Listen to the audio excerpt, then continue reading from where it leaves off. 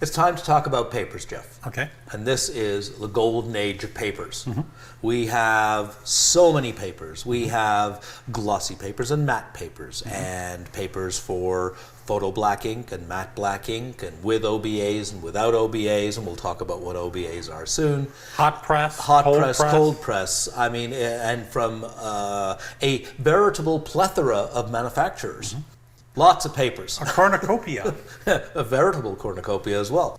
My feeling is that regardless of what type of paper one eventually settles on, it's a good idea to narrow yourself down to just one or two choices and then become familiar with them. But you have to become familiar with what the choices are. So let's look at some of the current ones. Okay. Well, we have these that we did to compare Epson's most recent line of hot and cold press, natural and bright. We printed the same image on 4 different watercolor and then also exhibition fiber.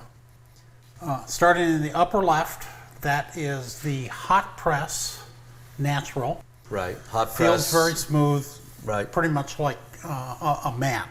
Right. Upper right corner is the cold press, which gives it a tooth, an actual kind of watercolor look and feel.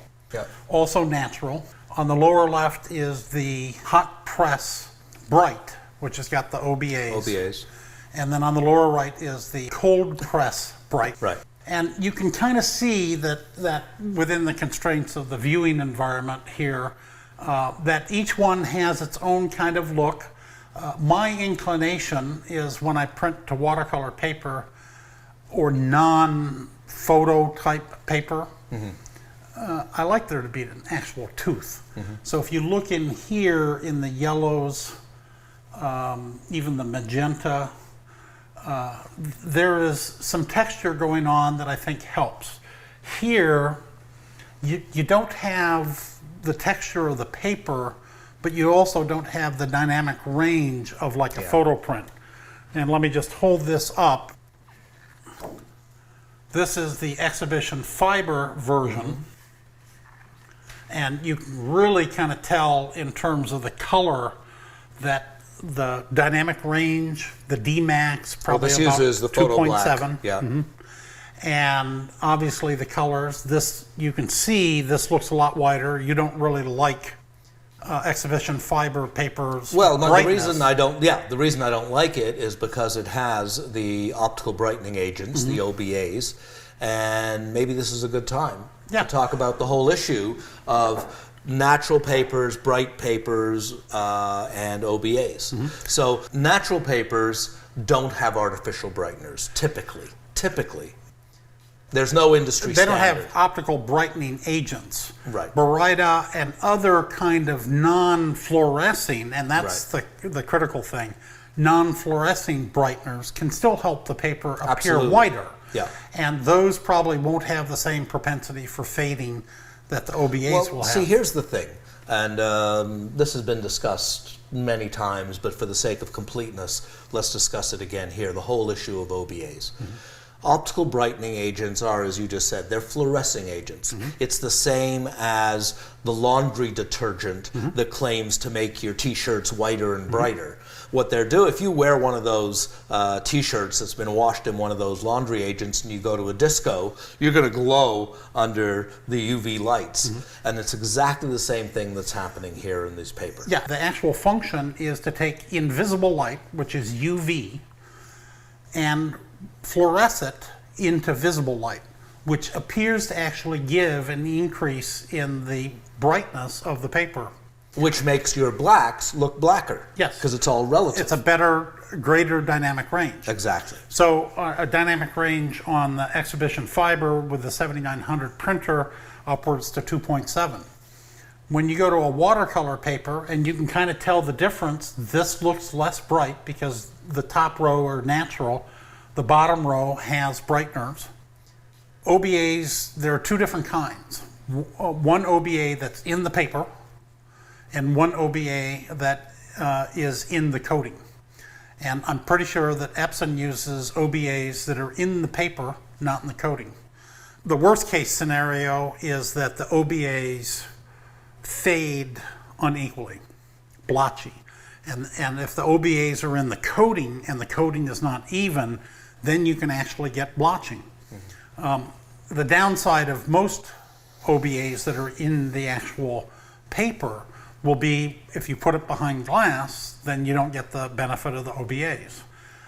So it's kind of a weird thing. Exhibition fiber and some of the Epson papers through different testing, and we'll talk about that. Henry Wilhelm and Ardenberg both do longevity testing, and OBAs do have a potential downside, absolutely. Yeah, they will fade over time. And again, some of the paper manufacturers, one in particular, their argument is print with the OBAs because it gives you a brighter paper, therefore looks greater dynamic range. And yes, over 20, 30, 40 years, one can argue how long, they will fade, but then you'll have something that is no different than this versus this. Right, the natural paper, except they don't fade evenly, and you can end up with blotching. Yep. So, and here's the point, you just mentioned it and quickly in passing, and I want to stress it. If the print is going to be behind glass or behind acrylic, framed, matted on the wall, in a gallery, in a museum, in a home, there's no point in printing on a paper with OBAs because glass and acrylic block UV light, and therefore the fluorescing is not going to happen. So you may as well print on a paper without OBAs so that you don't have the fading and blotching and archival issues, because it's not going to look any better. Fair? Yeah, I don't disagree with that. Okay. And yet, that's my story, and I'm sticking to it. That's fine. I still come back to I have favorite papers. And prior to the release of this new generation of watercolor paper from Epson, I basically had settled on two different papers: Exhibition Fiber for glossy photo and Somerset Velvet for Epson for watercolor. Both have OBAs because I like the brightness. And at this point in time, I'm not making a living selling prints, so I'm actually less concerned about longevity issues for materials that I sell to other people. Right. So I'm printing primarily at this point for myself. Right. And so I print on I And print on what I want to print on. No, fair enough. Now, again, this is all personal, and you have your take, I have mine, and the viewers will have their own. I don't do a lot of print sales anymore, but I still do some, since I closed my gallery last year. But my feeling from then and still today is the new generation of Baryta, however you want to pronounce it, based papers give you a very good DMAX. They give you a nice bright white. It's not an OBA, it's a clay-like material. We've had this in photographic papers going back for 40 years, 50 years in traditional chemical photo papers. I like it. I like that look. It doesn't have the downside of OBAs, and I like printing with photo black ink. I don't like printing anymore on matte papers. You also did a side-by-side comparison with your favorite. Yep, so here are a couple of examples. So this is on Canson Baryta Photographique. And this nice one, French accent, by the way. And this one was on the Somerset Velvet, if I recall correctly. The difference in dynamic range is obvious. You really have to pick. In fact, when we were doing the paper comparison, we were going all around trying to find an image that would be fair. But this is a side-by-side comparison in terms of the aesthetics of the dynamic range, because you need this darkness in order to have this luminosity. When you put it on a watercolor paper, the dynamic range just flattens that down. Yeah. Also, there is such incredible resolution. This happened to have been shot in San Miguel in Mexico, where I have a home where I spend the winter now. And this is of the famous Parroquia church. And there is so much detail. This was shot with the IQ 180. okay, when it first came available for testing. And there's just so much resolution and detail, which unfortunately gets lost again. Yeah. Now, having said that, just let me add this, Jeff. In a fine art environment, in a gallery, for example, there's a tactility to these rag papers and art papers. Yeah, rag. It feels good. They don't use They're not rag made out of anymore. rag anymore, but this is a print that you get out the white gloves and you do that whole presentation thing. This is more of an objet d'art, but if you're going to be hanging it on the wall, Yeah. this is the way to go. Yeah. It's all subjective. And Yeah, personal. and the thing that I would say is that particularly if you're in search of the ultimate detail in a print, you will not be able to have the same level of high frequency textural information, you know, the pixel peeping level of texture, unless you go to a glossy type paper. Not super glossy, but a semi-gloss or kind of an F-type surface. Compared to the watercolor, the texture and the detail is going to be much greater there. And particularly if you're holding it up close where the eye can actually see and discern the detail, I would argue that the watercolor works better backed off because you don't see what you're not seeing. And this brings us back to what we discussed and looked at when we were talking about printing on canvas. Mm-hmm. And canvas just sucks up detail. Yeah. But for large prints viewed at a distance, it's like a billboard, where if you got up close to a billboard, you'd see, you know, dots this big, but when you're looking at them from across the street, it looks like a nice high-res shot. Yeah, my biggest photograph ever was done for the 1996 Olympics in Atlanta. It was 90 feet tall by 147 feet wide.